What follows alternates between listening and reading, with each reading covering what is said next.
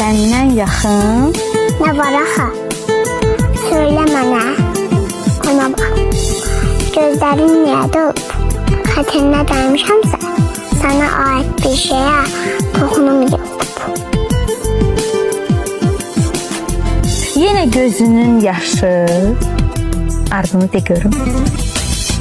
Yenə gözünün yaşı. Süzülüb yanağına. Aha. Elə bir nurlama süzülüb yanağına. Göz yaşı olasın anan. Yanağında gül biter.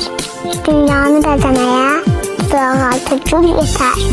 Allah'ım, dünyanı Ay, bəzəməyə maşallah. dodaq altı gül yetər.